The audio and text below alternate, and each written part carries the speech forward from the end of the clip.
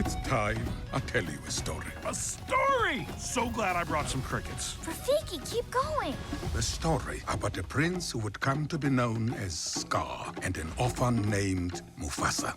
Two brothers who set off on a dangerous journey to find a new home and a new family. Why are you following us? I was hoping to find my pride. My name is Mufasa. I'm Sarabi. My name is Taka. He's going to start a new kingdom. Come with us. You don't have anyone. She does indeed have someone. That's Zazu, my scout. Don't eat him. You heard her. Do not eat me. Jamaal Finkley, BlackTree TV.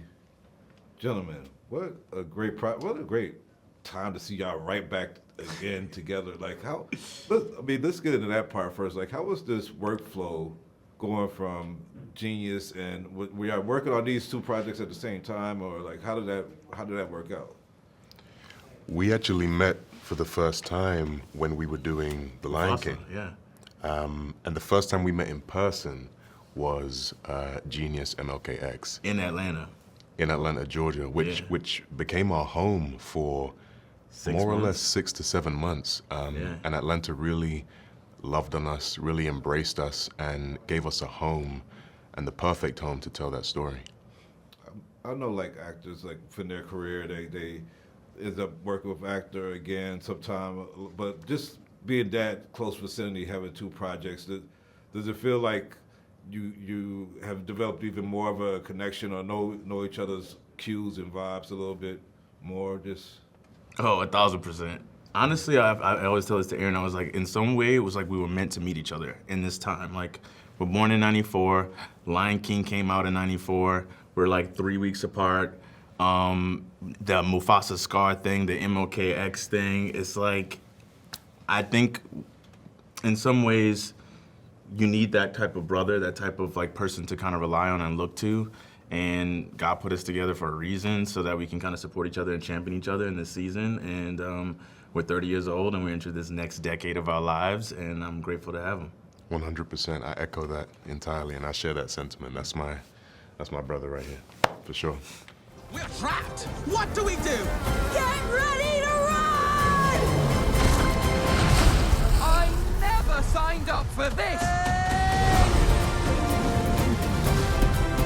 We have come to rule without mercy. This was a bad idea!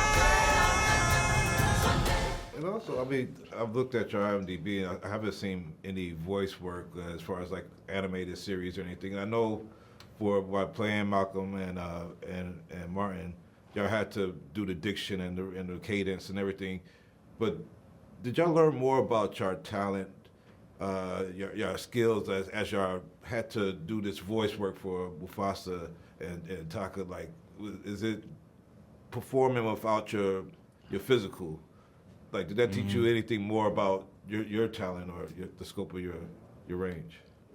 100%. It was a unique challenge in the best way. Kelvin puts it really articulately.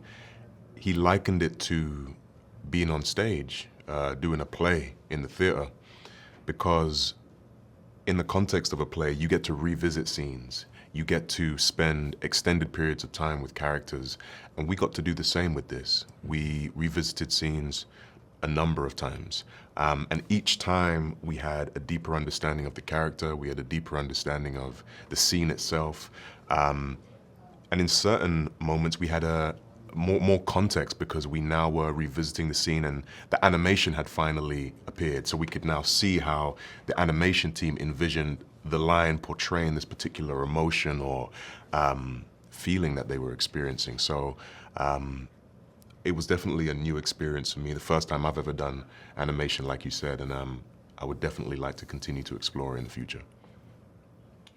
Now, you're a Leo. I mean, you're right at the beginning of Leo, July 23rd. So the lion roar must have been easy for you or something. Like, it's naturally in you, right? Like, listen, I think I connected with also Scar or Taka in that way because he wants to be the center of attention. And that is the quality of the Leo, but I had to suppress that, and so did Taka. But yeah, I definitely was like, in some ways, I was excited to do this particular movie. I'm a big Disney guy. I love all the Disney films, and I was like, this one felt like destiny. So I'm really proud to be able to be a part of this one and voice my guy, the underdog. That's how I feel. I know, like, the origins of this story, if you look back, it's like goes to Sundiata and Kiata in the Mali Empire when he's the Lion Prince.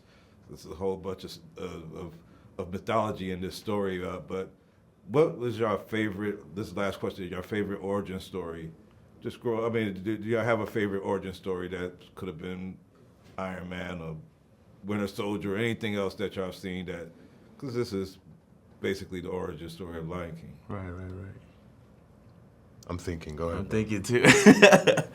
I mean, I feel like we, in some ways, have played an origin story that is iconic. It's the Martin Luther King and Malcolm X story. Like, they were underdogs in the community, and they suddenly rose to the occasion and with intelligent grit and just a profound understanding of what it means to be human and understanding of what humanity means to people.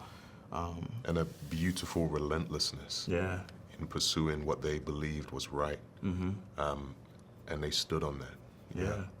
I think that's the answer right there. Yeah, that's great, man. This really feels like fate, man. Your careers, as you put it, and I can't wait to see y'all just keep rising and keep shining and keep doing these great performances. Thank you for your time. I appreciate you, man. Thank you. Thank you, everybody. I need that BlackTree Thank you, man. TV. Thanks, man. I need that BlackTree TV. I need that BlackTree TV. BlackTree TV.